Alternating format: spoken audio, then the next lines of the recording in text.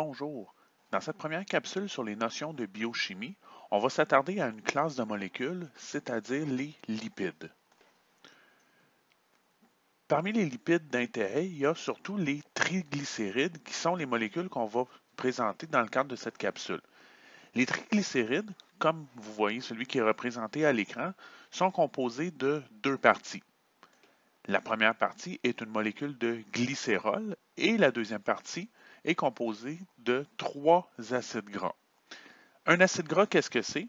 C'est une molécule qui possède un groupement acide carboxylique qui est linéaire, qui compte entre 6 et 34 carbones et qui peut être saturée ou insaturée, c'est-à-dire qu'elle comporte des doubles liaisons.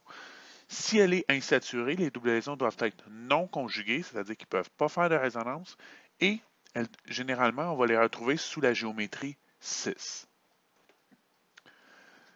Comme il a été mentionné à la diapo précédente, les acides gras peuvent être saturés ou insaturés. Dans le cas des acides gras insaturés, on va souvent utiliser la nomenclature oméga pour décrire la position des doubles liaisons. Donc, dans la nomenclature oméga, on va toujours partir de la fin de la chaîne principale pour numéroter, pour indiquer la position de la double liaison. Donc, dans la molécule qui est représentée à l'écran, si on numérote à partir de la fin, 1, 2, 3, 4, 5, 6, on est donc en présence d'un acide gras oméga 6. Si on regarde un exemple où on a deux doubles liaisons, donc encore une fois, c'est une molécule insaturée, 1, 2, 3, 4, 5, 6, on est donc en présence d'un acide gras oméga 3 et oméga 6. Les acides gras ont des propriétés physiques intéressantes. Si on s'attarde entre autres au point de fusion, donc on a l'acide stéarique qui est représenté à l'écran. L'acide stéarique possède un point de fusion de 69 degrés Celsius. Ça s'explique par un empilement très compact des chaînes alkyles de l'acide stéarique et une maximisation des forces de dispersion dans la partie non polaire de la molécule.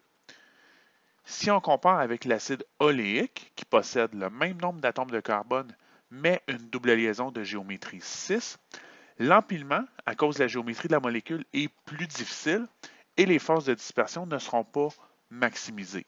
C'est pour ça que l'acide oléique possède un point de fusion de 13 degrés Celsius.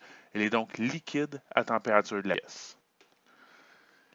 Les acides gras possèdent le même type de réactivité que pour n'importe quelle double liaison.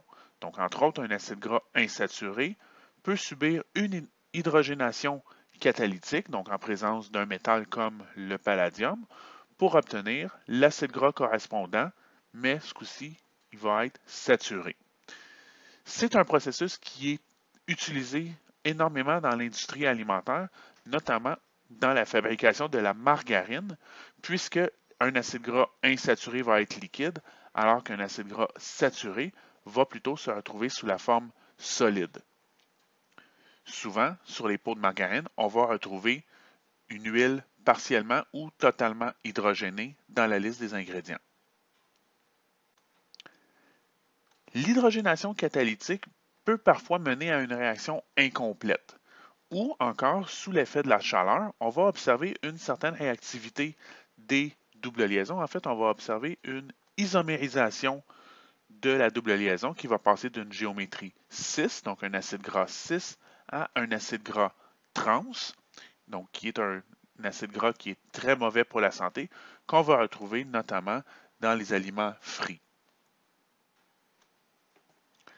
Les triglycérides peuvent aussi subir une réaction de saponification ou, si vous préférez, une réaction d'hydrolyse des esters. Donc, on a trois groupements esters en présence de NaOH. On va hydrolyser les esters pour obtenir la molécule de glycérol et nos trois molécules d'acide gras.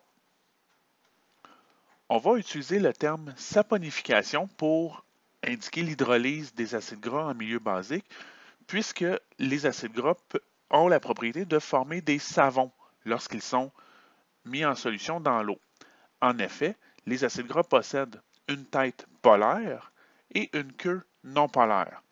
Donc, lorsqu'ils vont être mis dans l'eau, ils vont avoir tendance à s'assembler sous forme de micelle. Donc, toutes les queues non polaires vont se retrouver dans le milieu de la micelle pour maximiser les forces de dispersion, alors que les têtes polaires vont faire face au solvant, dans ce cas-ci l'eau, pour maximiser les ponts hydrogène et les interactions dipôle-dipôle.